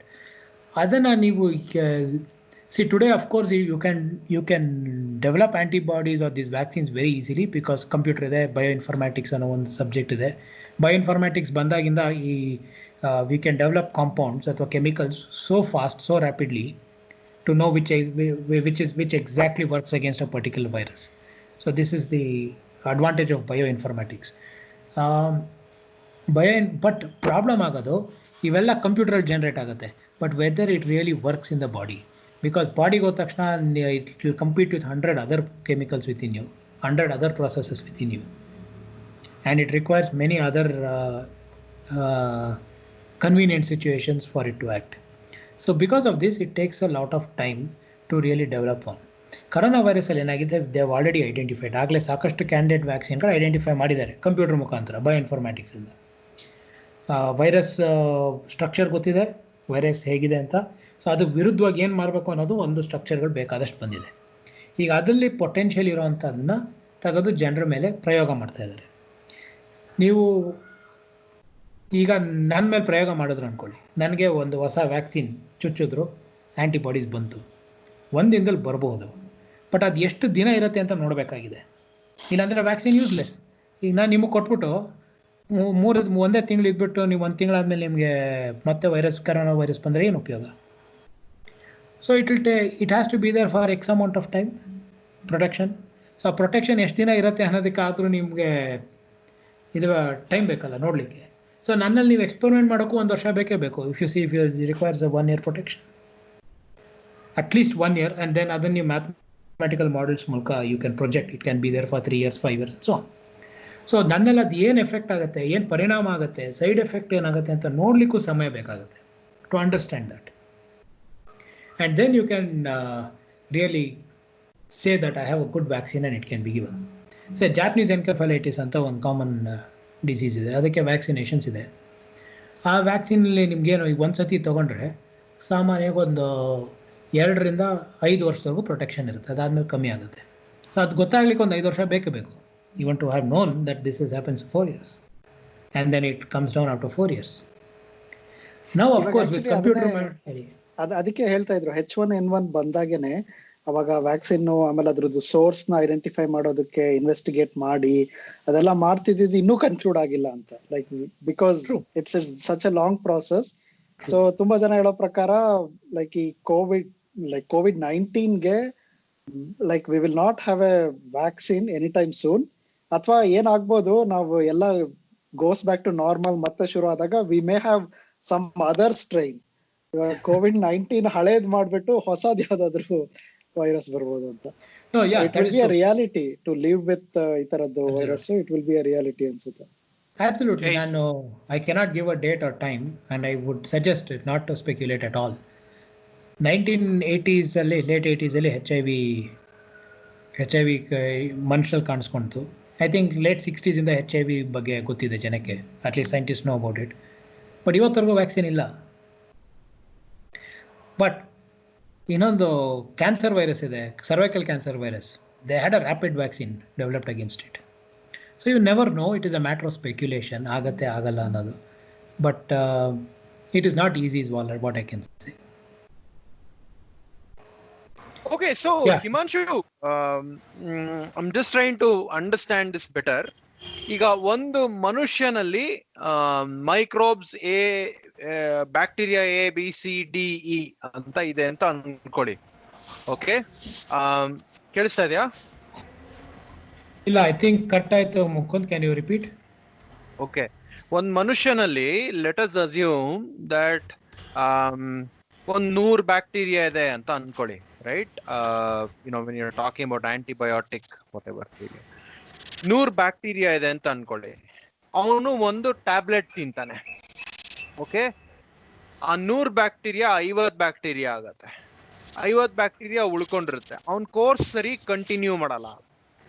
So ಆ 50 bacteria ಹೊಸದಾಗಿ ಈ ತರ problem ಆದ್ರೆ ಈ ತರ ಸಾಲ್ವ್ ಮಾಡ್ಬೇಕು ಅಂತ ಅದು ಸ್ವಲ್ಪ ಡೆವಲಪ್ ಆಗಿ, ಆ ಡೆವಲಪ್ಮೆಂಟು ಕಂಟಿನ್ಯೂ ಆಗಿ ಅದು ಬೇರೆ ಮನುಷ್ಯನಿಗೆ ಹಾರಿ ಆ ಮೆಮೊರಿ ಹಂಗೆ ಉಳ್ಕೊಳತ್ತ. ಅದು ಹೆಂಗೆ ಅಂತ I wanted to understand that. ಅಂದ್ರೆ ಕಲೆಕ್ಟಿವ್ ಮೆಮೊರಿ ಬರುತ್ತಲ್ವಾ, ಅಂದ್ರೆ ಒಂದು ಸಾಮೂಹಿಕ ಒಂದು ನೆನಪಿನ ಶಕ್ತಿ ಮೈಕ್ರೋಬ್ಸ್ಗೆ ಹೆಂಗೆ ಹುಟ್ಟುಕೊಳ್ಳುತ್ತೆ? ಯಾಗುರು ಓದಿಲ್ವಾ ನೀವೇನೋ ಕಲ್ಚರಲ್ ಹೆರಿಟೇಜ್ ಮೆಮೊರಿ ಅಂತೆಲ್ಲ ಬ್ಯಾಕ್ಟೀರಿಯಾಗಳಿಗೆ ಆರೋಪಿಸ್ತಾ ಇದ್ದೀರಾ? ಅಲ್ಲ, ಈ ಬ್ಯಾಕ್ಟೀರಿಯಲ್ಲಿ ಜೆನೆಟಿಕ್ ಮ್ಯೂಟೇಷನ್ಸ್ ಆಗುತ್ತೆ. ಅದರ ಜೀನ್ಸ್ ಎಲ್ಲ ಬದಲಾವಣೆ ಆಗಿ ಅದು ಈ ಥರ ಒಂದು ಆ್ಯಂಟಿಬಯೋಟಿಕ್ ದಾಳಿಯನ್ನು ಎದುರಿಸಲಿಕ್ಕೆ ಒಂದು ಡಿಫೆನ್ಸ್ ಮೆಕ್ಯಾನಿಸಮ್ ಡೆವಲಪ್ ಮಾಡುತ್ತೆ. ಆ ಡಿಫೆನ್ಸ್ ಮೆಕ್ಯಾನಿಸಮ್ ಡೆವಲಪ್ ಆಗಿದ್ದು ಡಿವೈಡ್ ಆದಾಗ, ಬ್ಯಾಕ್ಟೀರಿಯಾ ಡಿವೈಡ್ ಆಗಿ ಮಲ್ಟಿಪ್ಲೈ ಆದಾಗ ಆ ಡಿಫೆನ್ಸ್ ಮೆಕ್ಯಾನಿಸಮ್ ತನ್ನ ನೆಕ್ಸ್ಟ್ ಜನ್ರೇಷನ್ಗೂ ಕೊಡುತ್ತೆ. So it becomes part of the whole bacteria over period of time. ಇದು ಬರೀ ಬ್ಯಾಕ್ಟೀರಿಯಾ ಎಲ್ಲ, ವೈರಸ್ ಅಲ್ಲೂ ನೋಡಿದ್ದೀವಿ, ಪ್ಯಾರಾಸೈಟ್ಸ್ ಅಲ್ಲೂ ಇದನ್ನ ನೋಡಿದ್ದೀವಿ. ಸೊ ಅದು ಜನ್ರೇಷನ್ಸ್ ಬದಲಾಗ್ತಾ ಹೋಗುತ್ತೆ. ನಮ್ಮಲ್ಲೂ ಬ್ಯಾಕ್ಟೀರಿಯಾ ಆಂಟಿಬಯೋಟಿಕ್ ಜನ್ರೇಷನ್ಗಳು ಬದಲಾಗ್ತಾ ಬಂತು. ಬಟ್ ಈಗೇನಾಗಿದೆ, the speed of bacterial change is more than the speed of evolution of antibiotic generations. So but on the other side it is not a doomsday scenario. ಅಂದರೆ ಎಲ್ಲ ಏನೂ ಮಾಡಲಿಕ್ಕೆ ಆಗ್ತಿಲ್ಲ ಅನ್ನೋ ಪರಿಸ್ಥಿತಿಲಿ ಇಲ್ಲ. ಈ antibiotic resistance it is quite I can say concentrated in certain populations. ಒಂದಷ್ಟು ಕಡೆಗಳು ಮಾತ್ರ ಅದು ಸೀಮಿತಗೊಂಡಿದೆ right now. But it has a potential to blast over. But ಒಂದಷ್ಟು like malaria all over India resistance to chloroquine ಬಂದ್ಬಿಟ್ಟಿದೆ. Hydroxychloroquine, chloroquine resistance ಇದೆ. So it is not very safe to use all over. But mainly bacterial antibiotic resistance ಈಗ ಸ್ವಲ್ಪ ಒಂದಷ್ಟು sect of ಪಾಪ್ಯುಲೇಷನ್ಸಲ್ಲಿದೆ. ಯಾರಲ್ಲಿದೆ? So ಇದು ಹೆಚ್ಚಿಗೆ ಪ್ರಮಾಣದಲ್ಲಿ ಕಾಣಿಸ್ಕೊಳ್ಳೋದು in people with low socio economic status, ಭಾಳ ಅತಿ ಬಡತನದಲ್ಲಿರುವಂಥ ಜನ, where social mechanism, social systems break ಆಗಿರುವಂಥ ಜಾಗಗಳು, ಮತ್ತು ಕಾನ್ಫ್ಲಿಕ್ಟ್ ರೀಜನ್ಸಲ್ಲಿ ಹೆಚ್ಚಿಗೆ ಈ ಆಂಟಿಬಯೋಟಿಕ್ ರೆಸಿಸ್ಟೆನ್ಸ್ನ ನೋಡ್ತೀವಿ. That is why MSF is interested in antimicrobial resistance. Why, ಯಾಕೆ ಈ ಒಂದು ಸಮುದಾಯಗಳಲ್ಲೇ ನೋಡ್ತೀವಿ ಅಂದರೆ, because of the social reasons I said. ಯಾರಿಗೂ ಕಾಯಿಲೆ ಬಿದ್ದು ಸಹಾಯಕ್ಕೆ ಆಸೆ ಇರೋದಿಲ್ಲ, ಅಥವಾ ಡಾಕ್ಟ್ರು ಕೊಟ್ಟರು ಅಂದ ತಕ್ಷಣ ಅದನ್ನು ತೊಗೊಬಾರ್ದು ಅಂತ ಯಾರಿಗೂ ಯಾರ ಮನಸ್ಸಲ್ಲೂ ಇರೋದಿಲ್ಲ. ಡಾಕ್ಟ್ರ್ ಹತ್ರ ಬರೋದೇ ಗುಣಪಡ್ಕೊಳ್ಳೋಕ್ಕೆ, ಟ್ರೀಟ್ಮೆಂಟ್ ತೊಗೊಳ್ಳಿಕ್ಕೆ. But still people are not able to take these medications due to several economic and social reasons. ಒಂದು ಅವೈಲಬಿಲಿಟಿ ಇರಲ್ಲ. ಸೇ ನೀವು ಕಾನ್ಫ್ಲಿಕ್ಟ್ ಆಗಲೇ ನನಗೆ ಪ್ರಶ್ನೆ ಕೇಳಿದ್ರೆ, ಕಾನ್ಫ್ಲಿಕ್ಟ್ ರೀಜನ್ಸಲ್ಲಿ ಏನು ನೋಡ್ತೀರಿ? In conflict regions very one common thing is supply. ಎಲ್ಲ ಥರ ನಿಮಗೆ ಮೆಡಿಸಿನ್ಸ್ ಆಗಲಿ, ಫುಡ್ ಸಪ್ಲೈಗಳು ಇರೋದೇ ಇಲ್ಲ. ಈವನ್ ಬೇಸಿಕ್ ಫುಡ್ ಸಪ್ಲೈಗಳು ಕೂಡ ಇರೋದಿಲ್ಲ, ಕಂಟಿನ್ಯೂಸ್ ಆಗಿರೋಲ್ಲ. ಎಲ್ಲಾನು ಸಿಗ್ಬೋದು, ಆದರೆ ಎಲ್ಲಾನು ಯಾವಾಗಲೂ ಸಿಗೋದಿಲ್ಲ, ಬೇಕಾದಂಥ ಪ್ರಮಾಣದಲ್ಲಿ ಸಿಗೋದಿಲ್ಲ. because of this because of conflict, right? So ಕಾಯಿಲೆಗಳಲ್ಲಿ ಸಾಕಷ್ಟು ಜಾಸ್ತಿ ಇರುತ್ತೆ. ಯಾಕೆ? Health systems would have broken, social systems would have broken, there is a broken economy. This is very common in all conflict regions. Societies are broken, economy is broken. So ಅಂಥ ಸಂದರ್ಭದಲ್ಲಿ ನಿಮಗೆ ಹೆಚ್ಚಿಗೆ ಕಾಯಿಲೆ ಇರುತ್ತೆ, ರೈಟ್? ಕಾಯಿಲೆಗಳು ಬರೋಂಥ ಸಾಧ್ಯತೆಗಳು ಹೆಚ್ಚಿಗೆ ಇರುತ್ತೆ. ಸೊ ಕಾಯಿಲೆ ಬಂದಂಥ ಸಂದರ್ಭದಲ್ಲಿ you will not get adequate treatment. ಈಗ ಡಿಫ್ಟೀರಿಯಾ ಬಂತು, ನಮಗೆ ಬಾಂಗ್ಲಾದೇಶಲ್ಲಿ ಡಿಫ್ಟೀರಿಯಾ ಕಾಣಿಸ್ಕೋತು, ರೋಹಿಂಗಾ ಪಾಪ್ಯುಲೇಷನ್ಸಲ್ಲಿ. ಅದಕ್ಕೆ ಆ್ಯಂಟಿಬಯೋಟಿಕ್ ಸಪ್ಲೈ ಇರಬೇಕಲ್ಲ. ಬಾಂಗ್ಲಾದೇಶಲ್ಲಿ ಆ್ಯಂಟಿಬಯೋಟಿಕ್ ಸಪ್ಲೈ ಇರಲಿಲ್ಲ. ಸೊ ಓಕೆ, ಹ್ಯುಮ್ಯಾನಿಟೇರಿಯನ್ ಆರ್ಗನೈಸೇಷನ್ಸ್ ತಂದರು, but I am giving you as an example that at every given point in time the required supply of antibiotics may not be present, right? May not be present. ಈಗ ಮಣಿಪುರಲ್ಲಿ ಒಂದು example ಕೊಡ್ತೀನಿ. the highest HIV incidence in India, ಅತಿ ಹೆಚ್ಚು ಪ್ರಮಾಣದ HIV incidence and numbers ಇರೋದು ಮಣಿಪುರಲ್ಲಿ, right? HIV ತಡೆಗಟ್ಟಲಿಕ್ಕೆ ನಾವೇನು ಹೇಳ್ತೀವಿ? ಕಾಂಡಮ್ ಉಪಯೋಗಿಸಿ ಅಂತ ಹೇಳ್ತೀವಿ. But I can watch for it. ಮಣಿಪುರಲ್ಲಿ ಕಾಂಡಮ್ ಸಪ್ಲೈ ಇರೋದಿಲ್ಲ ಸರಿ. ಕೊಡಬಾರ್ದು ಅಂತ ಯಾರಿಗೂ ಇಲ್ಲ, ಗೌರ್ಮೆಂಟ್ಗೆ ಏನು ಕೊಡಬಾರ್ದು ಅಂತಿಲ್ಲ. But because of conflict you can move. Economic blockade ಆಗಿರುತ್ತೆ, ರೋಡ್ ಬ್ಲಾಕ್ಗಳಾಗಿರುತ್ತೆ, ಮತ್ತು ಯಾವಾಗಲೂ ಕರೆಕ್ಟ್ ಪ್ರಮಾಣದಲ್ಲಿ ಕಾಂಡಮ್ಸ್ ಸೇರೋದಿಲ್ಲ. ಹಾಗಾಗಿ ಫ್ರೀ ಕಾಂಡಮ್ ಆಗಲಿ, ಪರ್ಚೇಸಬಲ್ ಕಾಂಡಮ್ಸ್ ಆಗಲಿ, it is not available every time in the right quantities. So similarly to antibiotics, ಬೇಕಾದಂಥ ಆ್ಯಂಟಿಬಯೋಟಿಕ್ ಕರೆಕ್ಟ್ ಪ್ರಮಾಣದಲ್ಲಿ first supply ಸಮಸ್ಯೆಗಳಿರುತ್ತೆ. ಸೆಕೆಂಡ್, ಇಷ್ಟು ಒಡೆದಾಟ ಗಲಾಟೆಗಳಾಗ್ತಿರೋಂಥ ಸಂದರ್ಭದಲ್ಲಿ can a person reach the health care service always at the right time? No. ಇದಕ್ಕೆ ನಾನು ಈಗ ಡ್ರಗ್ ರೆಸಿಸ್ಟೆನ್ಸ್ ಟ್ಯೂಬರ್ಕ್ಯುಲೋಸಿಸ್ ಬರೋಣ. ಹೆಚ್ಚಿಗೆ ಪ್ರಮಾಣದಲ್ಲಿ ಎಲ್ಲಿದೆ ದೇಶದಲ್ಲಿ? ಅಗೇನ್ ಮಣಿಪುರಲ್ಲಿದೆ, ಬಿಟ್ಟರೆ ಬಾಂಬೆಲಿದೆ. ಬಾಂಬೆಲಿ ಕಾನ್ಫ್ಲಿಕ್ಟ್ ಇಲ್ಲ, ಬಟ್ ಅಲ್ಲಿ ಯಾಕೆ ಸಮಸ್ಯೆ ಇದೆ? ಬಾಂಬೆಲಿ ಎಲ್ಲಿದೆ? ಈ ದೊಡ್ಡ ದೊಡ್ಡ ಸ್ಲಮ್ಗಳಲ್ಲಿ ಈ ಎಕ್ಸ್ಟ್ರೀಮ್ ಡ್ರಗ್ ರೆಸಿಸ್ಟೆನ್ಸ್ ಟ್ಯೂಬರ್ಕ್ಯುಲೋಸಿಸ್ ಇದೆ. ಅವ್ರಿಗೇನಾಗಬೇಕಾಗಿದೆ, ಟ್ಯೂಬರ್ಕ್ಯುಲೋಸಿಸ್ ಬಂದಿದ್ದರೆ ಅದಕ್ಕೆ ದಿನ ಚಿಕಿತ್ಸೆ ತಗೋಬೇಕು. ಆ ಸ್ಲಮ್ಗಳು ಎಷ್ಟು ದೊಡ್ಡದಾಗಿ ಯಾವ ಥರ ಇರುತ್ತೆ ಅಂದರೆ, ಹೆಲ್ತ್ ವರ್ಕರ್ಸ್ ದಿನ ಅಲ್ಲಿ ಹೋಗ್ಬಿಟ್ಟು ಡಾಟ್ ವರ್ಕರ್ಸ್ ಅವ್ರಿಗೆ ಟ್ಯಾಬ್ಲೆಟ್ ಕೊಡೋಕ್ಕಾಗೋದಿಲ್ಲ, ಕೊಡೋದು ಇಲ್ಲ, ಬಿಕಾಸ್ ಆಫ್ ದೇರ್ ಎಕ್ಸ್ಕ್ಲೂಷನ್. ಇವ್ರುಗಳಿಗೆ ಬಂದು ದಿನ ಹೆಲ್ತ್ ಸೆಂಟರ್ ಮುಂದೆ ನಿಂತ್ಕೊಂಡು ಹೋದರೆ ದಿನಗೂಲಿ ಹೊರಟಾಗುತ್ತೆ. So they have just no opportunity to take this medicines regularly. In Manipur is a different story. ನೀವು ದಿನ ಹೆಲ್ತ್ ಸೆಂಟ್ರಿಗೆ ಬಂದು ಮೆಡಿಸಿನ್ ತೊಗೋಬೇಕು ಅಂತ ಹೇಳ್ತೀರಿ, ಅಥವಾ ವಾರದಲ್ಲಿ 3 ದಿವಸ ಬಂದು ತೊಗೊಳ್ಳಿ ಅಂತ ಹೇಳ್ತೀರಿ. ಆದರೆ ಡಾಕ್ಟರ್ಸ್ ಹೇಳ್ತಾರೆ ಒಂದಿನ ಬಂದಿರುತ್ತೆ, ಇನ್ನೊಂದು ದಿವಸ ಬಾಂಬ್ ಬ್ಲಾಸ್ಟ್ ಆಗುತ್ತೆ, ಇನ್ನೆಲ್ಲ ಗಲಾಟೆ ಆಗುತ್ತೆ. ಸೊ ಬಂದು ಹೆಂಗೆ ತೊಗೊಳ್ತಾರೆ? ದಿನ ಬರೋಕ್ಕಾಗೋದಿಲ್ಲ. ಈವನ್ ಹೆಲ್ತ್ ವರ್ಕರ್ಗಳು ಕೂಡ ದಿನ ಹೋಗ್ಲಿಕ್ಕೂ ಆಗೋದಿಲ್ಲ. They can't go daily and provide drugs in midst of conflict and bandhs and law and order situation. So there is a discontinuity of treatment. This is not ಇದಕ್ಕೆ ಒಂದು ಮೆಲಿಂಡಾ ಗೇಟ್ಸ್ ಆಟೋಬಯೋಗ್ರಫಿನಲ್ಲಿನೂ ಇದೇ ತರ ಸಿಚುವೇಶನ್ಗಳು ಬರ್ದಿರೋದು. ಅಲ್ಲಿ contraceptive pills ತಗೊಳೋದಕ್ಕೆ ಅಂತ ಆ ಹಳ್ಳಿಯಿಂದ they have to travel like ಎಷ್ಟೋ kilometre ಹೋಗ್ಬಿಟ್ಟು ಕ್ಲಿನಿಕ್ಗೆ ಹೋಗ್ಬೇಕು. ಬಟ್ ಅಲ್ಲಿಂದ ಅಲ್ಲಿಗೆ ಹೋದ್ಮೇಲೆ they realise they don't have supply. So ಆ ತರದ problem. It's not like just conflict, access ತುಂಬಾ important. Access, conflict is a determinant of access ಅಷ್ಟೇ. ಆಕ್ಸೆಸ್ ನಿಮಗೆ ಮಣಿಪುರಲ್ಲೂ ಇಲ್ಲ, ಬಾಂಬೆ ಸ್ಲಮ್ಮಲ್ಲೂ ಇಲ್ಲ. ಓಕೆ, ಬಟ್ ಆಕ್ಸೆಸ್ ಸಮಸ್ಯೆಗಳು is a socio economic issue, political issue. So access is a major issue for antibiotic resistance in these populations. Second, access in the ಬೇಕಾದಷ್ಟು ಬೇರೆ ಸಮಸ್ಯೆಗಳು ಬರುತ್ತೆ. Like I said, livelihood. A person has to choose between going to work and coming to your hospital. And if you prescribe a long dose of antibiotic which has a lot of side effects, he has to choose again between the side effects, suffering the side effects or suffering the disease. Right? One. Second, another very important issue which we have researched lately in West Bengal, the type of antibiotics prescribed. ಇದೇ ಬ್ಯಾಕ್ಟೀರಿಯಾಗೆ ಇದೇ ಥರ ಇಷ್ಟೇ dose antibiotic ಅಂತ ಇದ್ರೂ ಕೂಡ ಆ correct prescription ಆಗೋದಿಲ್ಲ. Is it doctors fault? Not necessary. ಡಾಕ್ಟರ್ಗಳ ಪ್ರಮಾಣ ಬಹಳ ಕಮ್ಮಿ ಇದ್ದಾರೆ ರೂರಲ್ ಏರಿಯಾಲಿ. They're all sitting in urban areas. So who is providing medicine in rural areas? Quacks. ಅರ್ಧಂಬರ್ಧ ಓದಿರೋರು, ಓದದೇ ಇರೋರು ಅಥವಾ ಎಲ್ಲ ಕೆಲಸ ಮಾಡಿದರೆ ಒಂದು ಜನ ಕ್ವಾಕ್ಸ್ಗಳು ದೇಶದ ಅಡ್ಡ ಉದ್ದನೂ ಕಾಣಿಸ್ತಾರೆ. ಯಾವುದೇ ಲಾ ತೊಗೊಂಬನ್ನಿ ಏನೇ ಮಾಡಿ ಅವ್ರನ್ನ ತೆಗಿಯೋಕ್ಕಾಗಲ್ಲ. ಯಾಕೆಂದರೆ ಜನಕ್ಕೆ ಅದು ಬೇಕಾಗಿದೆ. Because they have no alternate. Right? People are dependent on them, rightly dependent on them. So they will exist. Now quacks have no knowledge about antibiotic prescription practices. So they'll end up prescribing the wrong antibiotics for the wrong period of time and ends up in resistance. Final common problem quack irbodu, but when you zoom out and see, samasya quacks dalla. It is that we are not being able to provide these people with adequate access to proper health care. Alva? And then you have pharmaceutical lobby. India medicine health is a business, right? So very corporate business alla, even at a very ground level tribal area it is a business. Okay, so the lobbies push whatever people want to consume. If I am happy consuming half a dose of something rather than full dose of something else, they're ready to do it, and they're ready to push it through the quacks, because quacks openly are ready to take it for money.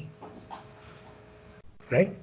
So there is very less control of pharmaceuticals, of what they sell, what antibiotic is sold. In fact, ನೀವು ಬೇರೆ ದೇಶಗಳಲ್ಲಿ ನೋಡಿದ್ರೆ, like all the developed countries, the kind of antibiotics sale prescription is very tightly controlled. ಆದರೆ ಇಂಡಿಯಾಲಿ ಮತ್ತು ಬೇರೆ India ಥರ ದೇಶಗಳಲ್ಲಿ ಆ ಕಂಟ್ರೋಲ್ ಇಲ್ಲ. So it is a multitude issue. It is a multi-sectoral, it is a very complex issue of antimicrobial resistance. There is no one bullet to it, right? And it requires a lot of cooperation from the community and change in the system to bring about rational practices and consumption of antibiotics. The issue is the health disease ಜಾಸ್ತಿ ಇದೆ, but ಅದಕ್ಕೆ solutions ಕಮ್ಮಿ ಆಗ್ತಾ ಹೋಗ್ತಾ ಇದೆ. Now, why is it a public health problem, though it is limited to certain smaller places, is because of globalization and mobility. ಈಗ internal migration ಎಷ್ಟಿದೆ ಅಂತ ನಾವು ಇತ್ತೀಚೆಗೆ ನೋಡಿದ್ದೀವಿ. ಕೋವಿಡ್ ಸಮಸ್ಯೆ ಆದಾಗ. People from conflict zones are there even in our cities. ಹೌದಾ? ಇದ್ದಾರೆ. ನಾವು ಅಲ್ಲಿ ಹೋಗ್ತಿದ್ದೀವಿ. There are people travelling all across the country, all across forests. So ಜನ ಹೋಗ್ತಿದ್ದಂಗೆ ಬ್ಯಾಕ್ಟೀರಿಯಾನು ಅವ್ರ ಜೊತೆ ಆ ಕಡೆ ಈ ಕಡೆ ಬರುತ್ತೆ. So it can become a problem to everybody. It is again the same like COVID. No longer is a problem limited to any one geographical location. One kade na samasya adre, we are so globalized that we can get anywhere. Say COVID alli one of the earliest cases reported in India was in Ladakh. Right? So you can imagine. International airports irodu 5-6 cityಗಳಲ್ಲಿ, but earliest case came in Ladakh. So this is the level of transmission of disease that happens, and hence it can be a major problem. ಆಮೇಲೆ ಇವಾಗ ಗೊತ್ತಾಗತ್ತಲ್ಲ, ಇಷ್ಟು connectivity ಇರೋದಕ್ಕೆ you cannot isolate this as one ರೀಜನ್ದು responsibility, ಅವ್ರ problem ಅಂತ ಹೇಳಕ್ಕಾಗಲ್ಲ. ಇಟಾಲಿನಲ್ಲಿ ಅಂತ ಒಳ್ಳೆ ಮೆಡಿಕಲ್ ಕೇರ್ ಸೆಂಟರ್ ಇದ್ರೂನು, ಮೆಡಿಸಿನ್ ಇದ್ರೂನು, ನೀವು you also travel from some country which doesn't have medical facility, you are vulnerable. It's not that ಇದು ನಾವು ಚೆನ್ನಾಗಿದ್ದೀವಿ, ನಮ್ದು ಮೆಡಿಕಲ್ ಸರ್ವಿಸ್ ಚೆನ್ನಾಗಿದೆ ಅಂದ್ರೆ it's not that you are saved from infections. Absolutely. ತುಂಬಾ ಗೋಳ್ ಎಪಿಸೋಡ್ ಆಗ್ಬಿಡ್ತಪ್ಪ ಇದು. ಸಖತ್ತು ಬೇಜಾರಾಗ್ತಾ ಇದೆ. ಹಿಮಾಂಶು, ಏನಾದ್ರು ಬಯೋ ಇನ್ಫಾರ್ಮೇಶನ್ ಅದು ಏನಾದ್ರು, what is the way out? ಏನಾದ್ರು ಒಂದು ಶಾರ್ಟ್ ಆನ್ಸರ್ ಇದೆಯಾ? You said that there is no one bullet, but what directions, ಅಂದ್ರೆ ಶಾರ್ಟ್ ಆಗಿ ಆನ್ಸರ್ ಮಾಡಿ, ಯಾವ ಡೈರೆಕ್ಷನ್ಸ್ ಅಲ್ಲಿ ನಾವು ನಮ್ಮನ್ನ ತೊಡಗಿಸ್ಕೋಬೇಕು? ನೀವು ವಾಟ್ಸ್ಆಪ್ ಯೂನಿವರ್ಸಿಟಿನಲ್ಲಿ ನ್ಯೂಸ್ ಫಾಲೋ ಮಾಡಲ್ವಾ? ನೀವು ಪ್ರಾಣಾಯಾಮ, ಆಮೇಲೆ ಸೂರ್ಯ ನಮಸ್ಕಾರ, ಆಮೇಲೆ ಪತಂಜಲಿ ಮೆಡಿಸಿನ್ ತಗೊಂಡ್ಬಿಟ್ರೆ ಎಲ್ಲ ಕ್ಯೂರ್ ಆಗುತ್ತೆ. ನಿಮಗೆ ಗೊತ್ತಾ ಇಲ್ಲ ಅದು? ಮುಂದೆ ಯಾವ್ದಾದ್ರು ಒಂದು ಎಪಿಸೋಡ್ ಅಲ್ಲಿ ಬಾಬಾ ರಾಮದೇವ್ ಬಂದ್ರೆ ಅವ್ರ ಈ ಎಪಿಸೋಡ್ ನೋಡಿ ಬರ್ದೇ ಹೋದ್ರೆ, ಪತಂಜಲಿ ನಮ್ ಸ್ಪಾನ್ಸರ್ ಮಾಡದೆ ಹೋದ್ರೆ, ಅದೆಲ್ಲ ತುಂಬಾ ದೊಡ್ಡ ದೊಡ್ಡ ಪ್ರಾಬ್ಲಮ್ಸ್ ಇದೆ. ಇವಾಗೆಲ್ಲ ಅದ್ ಬೇಡ. ಆನ್ಸರ್ ಕೊಡಿ doctor. Okay. Well, antimicrobial resistance ಗೆ there is no single solution. One solution ಇಲ್ಲ. ಇದು ಬಹಳ ಸೀರಿಯಸ್ ಆಗಿ ತುಂಬಾ ಹೈ ಲೆವೆಲ್ ಅಲ್ಲಿ ಯೋಚನೆ ಮಾಡಬೇಕಾಗಿದೆ. ಅದನ್ನ ಆಂಟಿಬಯೋಟಿಕ್ ರೆಸಿಸ್ಟೆನ್ಸ್ ಸ್ಟ್ಯೂವರ್ಡ್ಶಿಪ್ ಅಂತ ಕರೀತಾರೆ. ಆಂಟಿಬಯೋಟಿಕ್ ರೆಸಿಸ್ಟೆನ್ಸ್, ಒಂದ್ ನಿಮಿಷ, ಸ್ವಲ್ಪ ಏನಾದ್ರು ಇಸ್ ಇಟ್ ಪಾಸಿಬಲ್ ಟು, ಅಂದ್ರೆ ಕನ್ನಡನಲ್ಲಿ ಬ್ರೇಕ್ ಮಾಡಕ್ಕಾಗತ್ತಾ? ನೇತೃತ್ವ ಏನು? ನೇತೃತ್ವ ಅಷ್ಟೇ. ಇದಕ್ಕೆ ಬಹಳ ದೊಡ್ಡ ಲೆವೆಲ್ ಅಲ್ಲಿ ನೇತೃತ್ವ ವಹಿಸಿ ಇದಕ್ಕೆ ಒಂದು ಪರಿಹಾರ ಕಂಡುಕೊಳ್ಬೇಕಾಗತ್ತೆ. ಯಾಕೆಂದ್ರೆ ಇಲ್ಲಿ medical education, medical access, socio economic condition, social access, political situation, ಇಷ್ಟು ಬದಲಾವಣೆ ಆಗಬೇಕಾಗಿದೆ, which is very very difficult. So ಅದಕ್ಕೆ ಇಷ್ಟು ಬದಲಾವಣೆ ಆಗಬೇಕು ಅಂದರೆ ತುಂಬ ಮಟ್ಟದಲ್ಲಿ ಒಂದು ನೇತೃತ್ವ ವಹಿಸಬೇಕಾಗಿದೆ ಇದನ್ನು. ಸೊ ಇದು very difficult. It may not be possible. So they are trying, many institutions, they are actually, Sweden is actually leading in Uppsala, this global surveillance on antibiotic resistance. They are trying to see if we can do something at local levels, right? So at community levels. Ali, to take communities into confidence, ಅವ್ರನ್ನ educate ಮಾಡಿ, ಅವ್ರಗಳಿಗೆ ಜನಸಾಮಾನ್ಯರಿಗೆ educate ಮಾಡಿ ಅವರಿಂದ ಒಂದು action plan ತರಲಿಕ್ಕೆ ಪ್ರಯತ್ನ ಪಡ್ತಾ ಇದ್ದಾರೆ. So the many models which are working. On the other side, ಈ ಫಾರ್ಮಸ್ಯೂಟಿಕಲ್ ಲಾಬಿಗಳನ್ನ ಕಂಟ್ರೋಲ್ ಮಾಡಲಿಕ್ಕೆ ಒಂದಷ್ಟು ಪ್ರಯತ್ನಗಳು ನಡೀತಿವೆ. It is not easy because that's a big lobby, but it is in progress. So there is not much of there is no one simple or one quick solution. So I think as a country we should all think about this and really push our governments to engage with the community to get some solutions out of them. Bioinformatics inda eno agalva? Bioinformatics inda nothing possible. I mean, what do you see as positive? ನನಗೆ ಅಂದ್ರೆ ಇವಾಗ ಸಾರಿ, ಇದು ಅಂದ್ರೆ I am looking for something.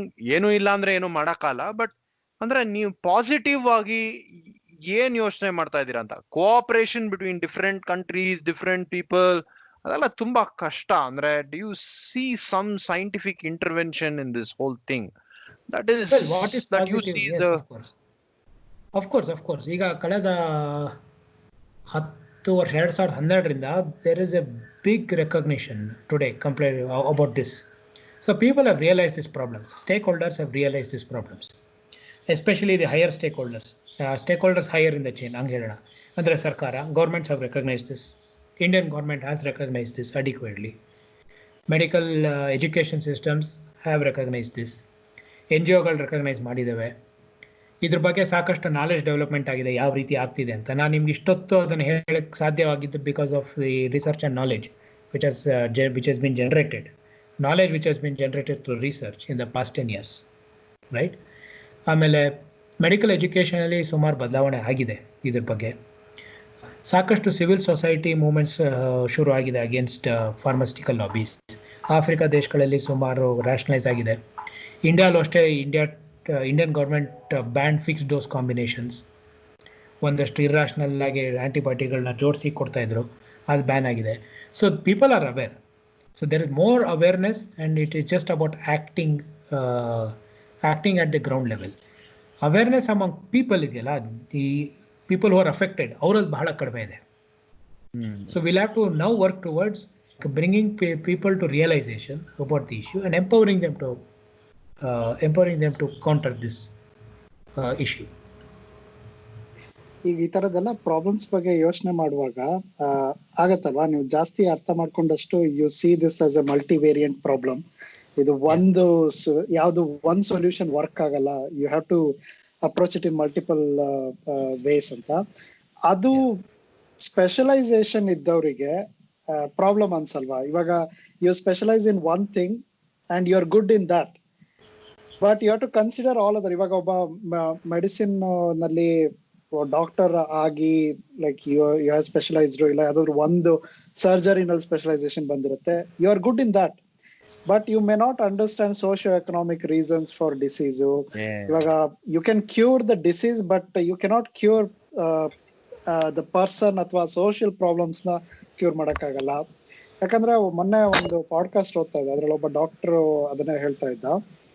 ಅವನು ಈ conflict ಅಂದ್ರೆ ಅಮೆರಿಕದ ಒಂದು ಸಿಟಿನಲ್ಲಿ, ಶಿಕಾಗೋನೋ ಅಥವಾ ಯಾವುದೋ ಒಂದು ಸಿಟಿನಲ್ಲಿ, ತುಂಬಾ ಗ್ಯಾಂಗ್ ವೈಲೆನ್ಸ್ ಇರೋ ಸಿಟಿನಲ್ಲಿ ಕೆಲಸ ಮಾಡ್ತಿದ್ದ, ಟ್ರಾಮಾ ಸೆಂಟರ್ ಅಲ್ಲಿ. ಅಲ್ಲಿಗೆ ಬರ್ತಾ ಇದ್ದ ತುಂಬಾ ಜನ victims, they are not like regular people. ಅವರೆಲ್ಲ ಗ್ಯಾಂಗ್ ಅಲ್ಲಿ ಇರೋರು, they are fighting each other. ಇವನನ್ನ ರಿಲೀಸ್ ಮಾಡಿ ಕಳ್ಸಿದ್ರೆ ವೆಂಜೆನ್ಸ್ ಅಂತ ಮತ್ತೆ they will create more violence. So ಆ ತರದ್ದು ಇದ್ರಲ್ಲಿ ಕೆಲಸ ಮಾಡ್ತಾ ಇದ್ದಿದ್ದು. And he was saying there was one case, ಒಬ್ಬ ಅಪ್ಪ ಮಗಳು ಮತ್ತೆ ಹೆಂಡತಿನ ಸಾಯಿಸ್ಬಿಟ್ಟು he tries to commit suicide. ಅವನು ಶೂಟ್ ಮಾಡ್ಕೊಂಡ, ಬಟ್ ಹಿ ಸರ್ವೈವ್. ಅವನ್ನ ಹಾಸ್ಪಿಟಲ್ಗೆ ತಗೊಂಡ್ಬಂದಿದ್ದು. ಅಂಡ್ ದ ಅವನಿಗೆ ವಿಸ್ರಲಿ he was hating that patient. ನಾನ್ ಯಾಕೆ ಇಷ್ಟೊಂದು ಕಷ್ಟ ಪಟ್ಬಿಟ್ಟು ಓದಿ ನನ್ ಸ್ಕಿಲ್ ನ I have to use to save this person ಅಂತ. ಸೊ ಅವ್ನು ಹೇಳಿದ್ದು, ನನಗೆ ಅದನ್ನ ಕಂಟಿನ್ಯೂ ಮಾಡಕ್ ಆಗ್ಲಿಲ್ಲ ಅಷ್ಟು ಕಾನ್ಫ್ಲಿಕ್ಟ್ ನ. ಅವ್ನು ಅದನ್ನ ಬಿಟ್ಟು practice. he is focused on a lifespan extending research. ಅದ್ರ ಮೇಲೆ ಕಂಪ್ಲೀಟ್ಲಿ ಚೇಂಜ್. ಸೊ ಹಿಂಗೆ ಇದು ಆಕ್ಚುಲಿ ಎಲ್ಲರಿಗೂ ಬರುತ್ತೆ, ಸ್ಪೆಷಲೈಸೇಷನ್ ಇರೋರು. ಇವಾಗ ನಾನೊಬ್ಬ ಕಂಪ್ಯೂಟರ್ ಸೈನ್ಸ್ ಇಂಜಿನಿಯರ್ ಅಂತಂದ್ರೆ ನಾನು ಸೋಷಿಯಲ್ ಎಲಿಮೆಂಟ್ಸ್ ಬಗ್ಗೆನೂ ಯೋಚನೆ ಮಾಡ್ಬೇಕಾ, ನಾನು ಕೆಲಸ ಮಾಡ್ತಾ ಇರೋ ಕಂಪ್ನಿ ಇದು ಇಂಪ್ಯಾಕ್ಟ್. ಈಗ ಸರ್ವೇಲೆನ್ಸ್ ಟೆಕ್ನಾಲಜಿ ಇವಾಗ ಅಮೆರಿಕದಲ್ಲೆಲ್ಲ ಶುರು ಆಗಿದೆ. ಎಲ್ಲಾ ಕಂಪ್ನಿಗಳಲ್ಲಿ employees they are against that. ನೀವು ತಗೋಬಾರ್ದು, ಫೇಸ್ ರೆಕಗ್ನಿಷನ್ ಟೆಕ್ನಾಲಜಿನೆಲ್ಲ ಡೆವಲಪ್ ಮಾಡಬಾರ್ದು ಅಂತ they are doing that.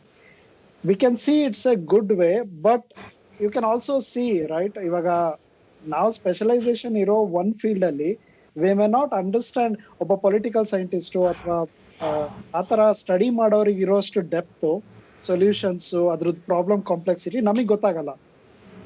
So ಹೆಂಗೆ ಅರ್ಥ ಮಾಡ್ಕೊಳ್ತೀರಾ ನೀವು ಇದನ್ನ? This is a very existential problem ನೀವು ಹೇಳಿದ್ದು. ಈ specialisation and generalisation or multi sectoral approach or sector wide approach ಅಂತ ಏನು ಕರಿತೀವಿ, ಇವೆರಡು ಡಿಬೇಟ್ ಸಾಕಷ್ಟು ಸುಮಾರು ವರ್ಷಗಳಿಂದ ನಡೀತಾನೆ ಇದೆ. And it is still going on of what you really want. You want You want people to be skilled in looking at multiple things, or you want people to be looked at one thing in deep? ಇದಕ್ಕೆ I don't think there is an answer as to what we want, but I would say ಇದು ಸ್ವಲ್ಪ need based ಆಗಿ ಇದನ್ನ ನೋಡೋದು ಉಚಿತ ಅನ್ಸುತ್ತೆ. ಇವತ್ತು ನಿಮ್ಮ ಮುಂದೆ ಏನ್ ಚಾಲೆಂಜ್ ಇದೆ ಅದನ್ನ ನೋಡ್ಕೊಂಡು ಮಾಡಬೇಕು. ಮೆಡಿಸಿನ್ ಸಂಬಂಧಪಟ್ಟಾಗ ನಾನು ನಿಮ್ಗೆ ಹೆಚ್ಚಿಗೆ ಮಾತಾಡ್ಬೋದು rather than others, but this is there. Engineering, psychology, medicine ಎಲ್ಲದರಲ್ಲೂ ಈ ಪ್ರಾಬ್ಲಮ್, ಈ ಕ್ವೆಶನ್ಸ್ ಇದೆ. ಈ ಮೊದಲನೇ specialisation versus non generalisation or other zoomed out view ಬಂದಿದ್ದು I think some time in 1850s. 1850ರಲ್ಲೇ ಇದು ಬರುತ್ತೆ. ಇಂಗ್ಲೆಂಡಲ್ಲಿ ಒಂದು ಕಾಲರಾ ಔಟ್ಬ್ರೇಕ್ ಆಗುತ್ತೆ. There is a person called John Snow, who was a physician, doctor, and also epidemiologist. He finds out that the problem of cholera is not bacteria, but the problem is with the water supply management. Right? And that's how epidemiology was born. Ivattu coronal epidemiologists are most in demand. So the first epidemiologist known was this guy called John Snow. So then people wake up to this reality that cholera, antibiotic indane cholera bekagilla, cholera ತಡೆಗಟ್ಟಕ್ಕಾಗಲ್ಲ. there are other things how you can prevent cholera from occurring. So ಅವಾಗಿಂದ ಈ debate start ಆಗಿದೆ. Do you want to study medicine deeply to the last gene and be a specialist in it, or do you want to see things in a comprehensive perspective? But one thing ನಾನು ನೋಡಿರೋದು, with more involvement of money and capital within healthcare, specialization necessities have increased, and hyper and super specialists are largely more of product of commercial medicine rather than need-based medicine. High level specialty life ಬೇಕು ಬೇಡ ಅನ್ನೋದು philosophical question, right? Whether really it makes a difference. Forget medicine, even if general ದೈನಂದಿನ ಜೀವನದಲ್ಲಿ ಸಾಕಷ್ಟು ಪ್ರಶ್ನೆಗಳು ಬರುತ್ತೆ, ಅದಕ್ಕೆ ಸಾಕಷ್ಟು ಆಳವಾದ ಉತ್ತರ ಇರುತ್ತೆ, ಬಟ್ ಆ ಉತ್ತರ ನಿಮ್ಗೆ ಅಗತ್ಯ ಇದೆಯಾ ಅನ್ನೋದು ಯೋಚನೆ ಮಾಡಬೇಕು. Whether it really makes a difference to you, right? ಆಮೇಲೆ it may also reduce your vision ಅಲ್ವಾ. ಇವಾಗ ಸ್ಪೆಷಲಿಸ್ಟ್ ಕಾರ್ಡಿಯಾಲಜಿಸ್ಟ್ ಸ್ಟೆಂಟ್ ನ ಇದ್ ಮಾಡೋನಿದ್ರೆ he will just see that as a solution for everything. Actually that whole patient ಗೆ ಏನು health improve ಮಾಡ್ಕೊಳೋದು ಬಿಟ್ಬಿಟ್ಟು it's like just put more stents ಅನ್ನೋ ತರ ಆಗೋಗುತ್ತೆ. Narrow vision. ಟ್ರೂ ಆಗುತ್ತೆ ಸರ್. ಅದಕ್ಕೆ ಈಗ ಹೋಲಿಸ್ಟಿಕ್ ಮೆಡಿಸಿನ್ ಮತ್ತೆ ಕಾಂಪ್ರಿಹೆನ್ಸಿವ್ ಮೆಡಿಸಿನ್ ಅಂತ ಕಾನ್ಸೆಪ್ಟ್ಸ್ ಬರ್ತಾ ಇದೆ. ಅಂಡ್ ಅದೊಂದೇ ಸಮಸ್ಯೆ ಆಗಲ್ಲ. by having more specialist view of things, this is how marginalization occurs. This is one of the way how I would say not only way, one of the way how marginalization occurs. In specialized ಆಗಿ ನೋಡ್ತಾ ಹೋಗಿ ಕಾಯಿಲೆನ ನೀವು ಜನರಿಗೆ ಒಂದು specialist health centre ಕೊಡ್ತೀರಿ ಹೊರತು ಒಂದು comprehensive holistic health ಕಾಪಾಡ್ಕೊಳ್ಳೋ system ಕೊಡೋದಿಲ್ಲ. And that's how this system becomes utilitarian, and there will be a lot of exclusions. Right? Hey, this is amazing. Okay, Himanshu, ivaga ಇನ್ನೊಂದು ಡಿಸ್ಕಷನ್ ಮೆಡಿಕಲ್ ಆಯಾಮದಿಂದ ನೀವು ಹೇಳಿದ್ದು ಮೇಲೆ ನನಗೆ ಒಂದು ಪ್ರಶ್ನೆ ಬಂತು.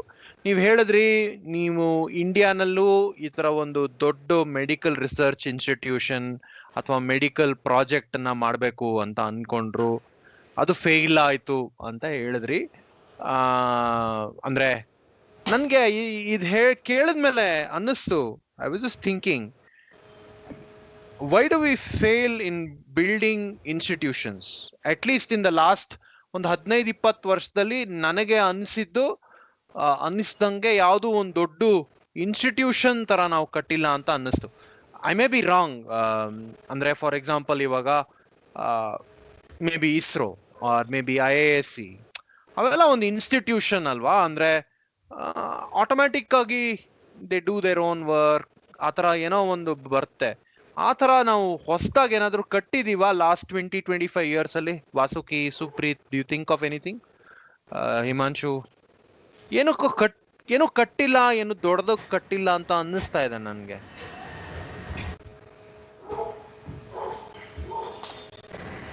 ಅಂದ್ರೆ ಗವರ್ಮೆಂಟಲ್ ಇನ್ಸ್ಟಿಟ್ಯೂಷನ್ಸ್ ಅಂತ ಹೇಳ್ತಾರೆ. It just governmental or I mean knowledge based institution. Knowledge based institution, yes.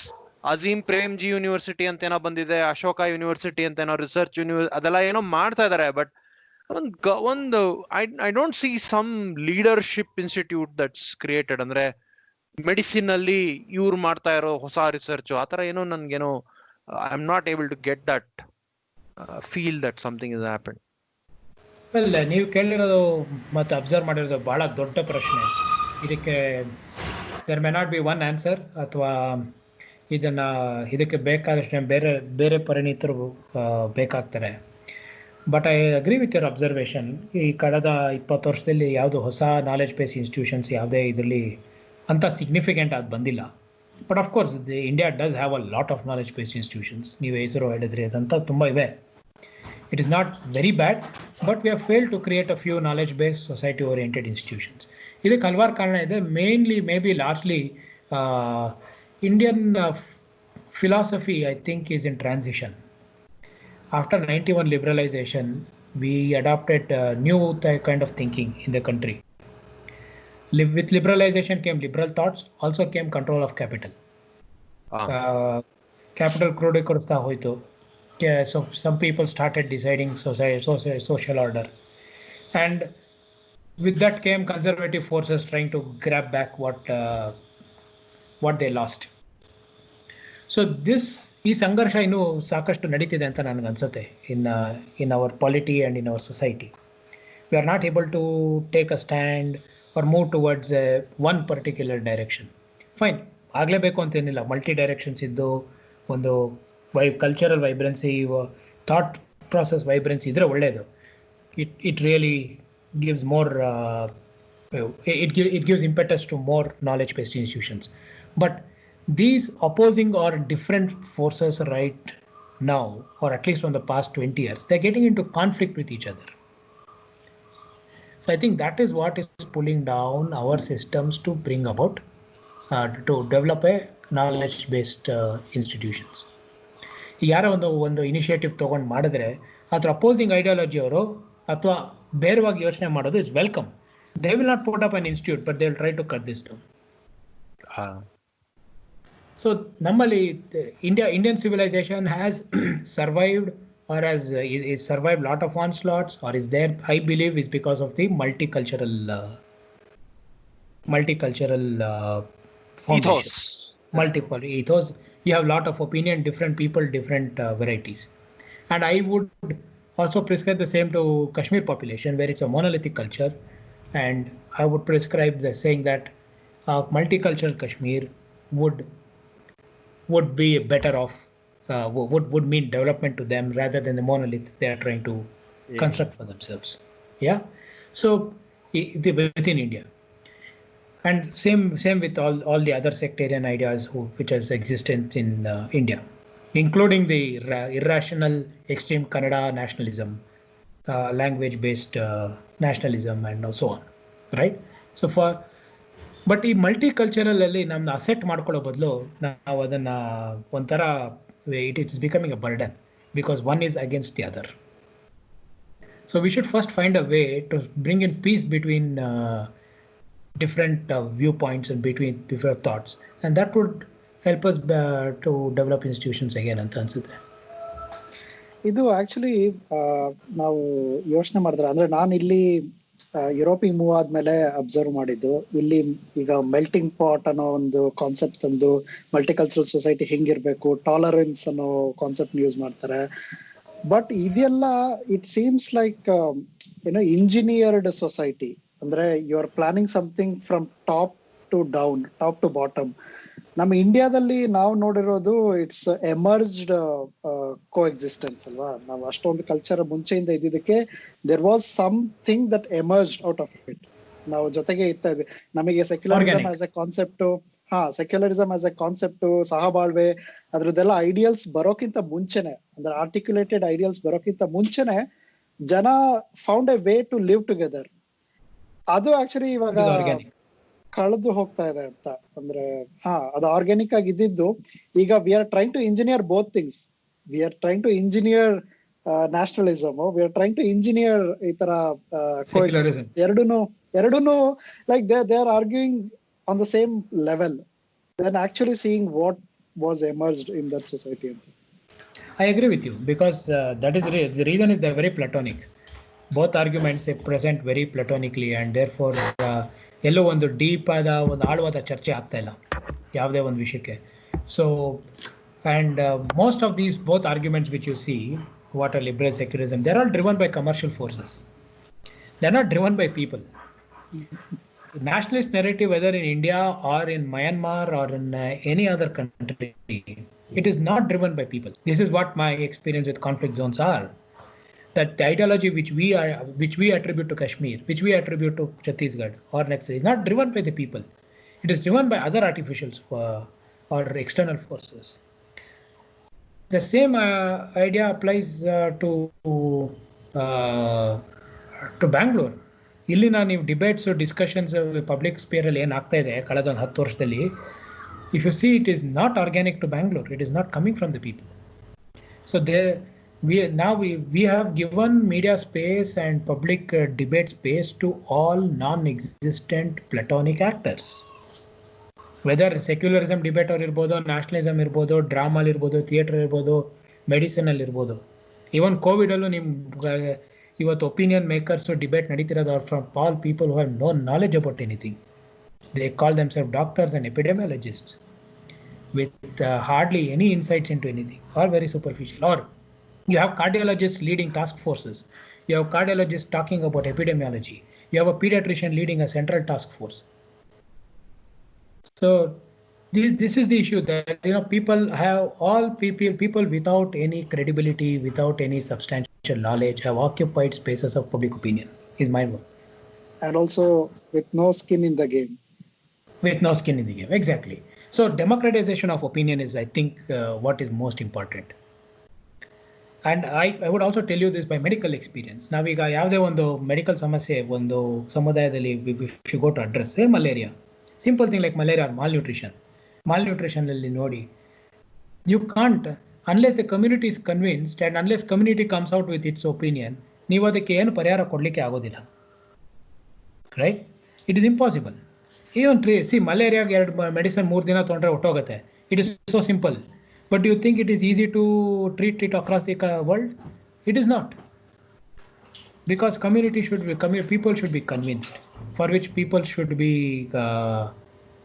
they should have some organic will. You should engage with the communities. So that democratization of knowledge and opinion is not happening. I think that is the reason why we are led into this situation.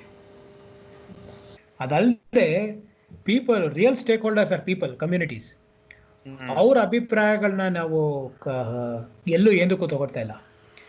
And ಇನ್ನೂ ಒಂದೇನಾಗಿದೆ, because of this process dragging on for a period of time, we have made people just consumers of knowledge and information.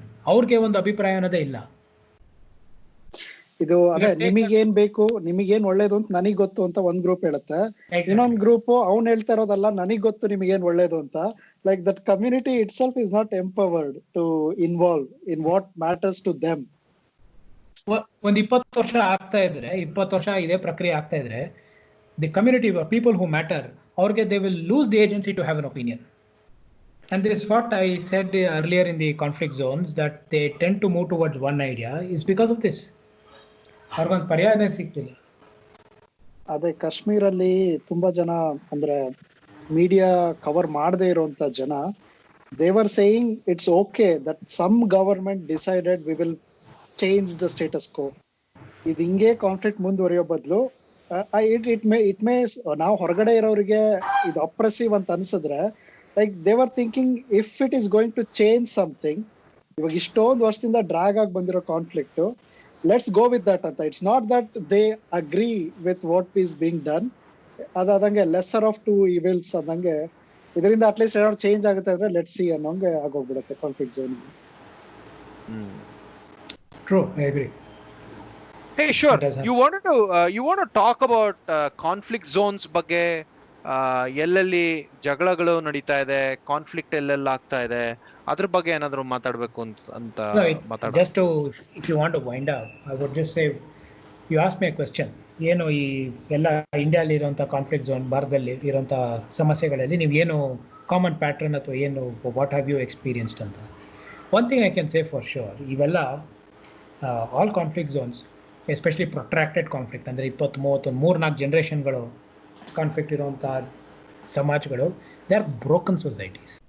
This is something we have to realize. Now all of us have opinion on all the 3 zones. Naxal ಏನು ಮಾಡಬೇಕು ಅನ್ನೋ opinion ನಮಗಿದೆ, ಕಾಶ್ಮೀರಲ್ಲಿ ಏನಾಗಬೇಕು ಅನ್ನೋ ನಮ್ಗೆ opinion ಇದೆ, ಮಣಿಪುರ್ ಬಗ್ಗೆ ಎಲ್ರಿಗೂ ಒಪಿನಿಯನ್ ಇದೆ. But these conflicts cannot be shaped by external opinions. Right? What is happening with this is what's happening there is that these societies over a period of time are broken. We as external parties, but interested ಯಾಕಂದ್ರೆ ನಮ್ಗೊಂದು communication ಇದೆ ಅವ್ರ ಜೊತೆ. What role we can play is we have to play a role where we try to resolve the conflict and not fume emotions and make it worse. To see how we can democratically resolve conflicts. Right? Otherwise, what has happened in all these 3 conflict zones, I can tell you, there are 3 generations now who have witnessed to this, and 1 or 1.5 generation of people have never lived in peace. Oh. Or normalcy, another abnormal is normal. Right? So they will not be in sync with your ideas of society or my ideas of society, because they don't know what normal is. So we are moving towards this dangerous situation where you have group of societies who live in a very different or a parallel world of distress. ಈ conflict situation ಅಂದರೆ ದಿನ ಬರೀ ಗಲಾಟೆ, gun, war, ರಕ್ತ, ಸಾವು ಇದು ಮಧ್ಯೆನೇ ಬೆಳೆದಿರ್ತಾರೆ. Restrictions, operations, suppressions. And what happens over a period of time is ಒಂದು ಸೊಸೈಟಿ ಒಳಗಡೆನೆ multiple layers of inequality develop ಆಗ್ತಾ ಹೋಗುತ್ತೆ. Because people have no security, so they have to rely on their immediate oppressor for security. Oppressor need not be an armed force or a gangster. He can be the same village head. Oppressor can be the husband for security.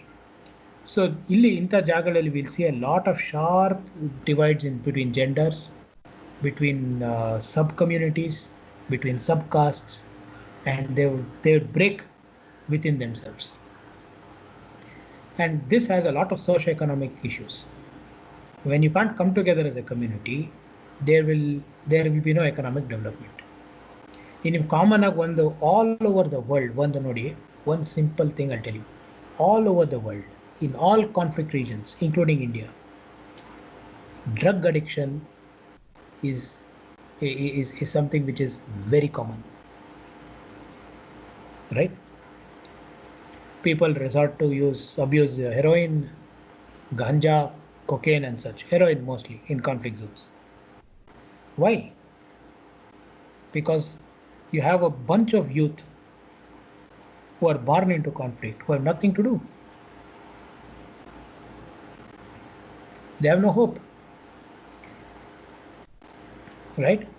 If you see, the Indian government had a report that stone pelters in Kashmir, some X%, a good number of them, were always high on drugs while pelting stones. It is correct. It is correct. But the question we have to ask is, why is this situation? And how do we come out of this? So any system which is in conflict for a long time will only deteriorate and break open. This is my opinion based on my experience. ತುಂಬಾ sobering observation ಅದು. Thank you. And then there is a bigger aspect of sexual and gender-based violence in conflict. We can talk about this widely. This is my recent specialization and research. We are going to publish a major research shortly on this. MSF treats about 25,000 rape victims annually across the world. Right? And actually, we don't see that as the face of a conflict zone, Alva, usually. Right. We don't see it as a face of conflict. We also don't see it as a face of health, as a health issue. Mm-hmm. We see it as a law and order issue of sexual and gender-based violence, right? And I'll share a link of our experiment of a clinic in Delhi where we are working since 5 years. But that's this sexual and gender-based violence is a huge issue in any kind of conflict across the world, which remains unaddressed and unspoken of.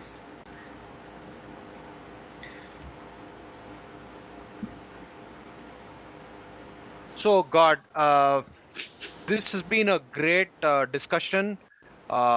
ಸುಮಾರು ವಿಷಯಗಳನ್ನ ತಿಳ್ಕೊಂಡ್ವಿ. Medicine ಒಂದೇ ಅಲ್ದಿರ ಬೇರೆ ಬೇರೆ ಟಾಪಿಕ್ಸ್ನು ಚರ್ಚೆ ಮಾಡಿದೀವಿ. Doctor Himanshu Akkamahadevi, it's been great to have you on the show. Thanks so much for spending literally 3 hours with us of your time. I'm sure Jerry and Ronto will be very angry with us, but Shobo, sorry, Jerry and Shobo will be very angry with us, but that's okay. They are not here to bite us. So thanks a lot. Audience ಗೆ Jerry ಮತ್ತೆ Shobo, Himanshu ನಾಯಿ ಹೆಸರು. Himanshu, kariyakagata? We'll love to get them on the podcast. No, they've gone out. I don't think so. No, they're fast asleep and their camera shake. Mukund ಇದು Spotify ಕೇಳುಗರಿಗೆ ಅನ್ಯಾಯ ಮಾಡಿದಾಗತ್ತೆ. ಪರವಾಗಿಲ್ಲ, ಇನ್ನೊಂದ್ಸಲ ಹೇಳ್ತೀನಿ. ಹಿಮಾಂಶು ಮತ್ತೆ he has 2 amazing dogs, and one day we will call them on the podcast and we'll make them talk to you. Thank you so much again, Himanshu. Thank you for having me for this wide range of discussion. Great. Thank you very much. Well done. Thanks.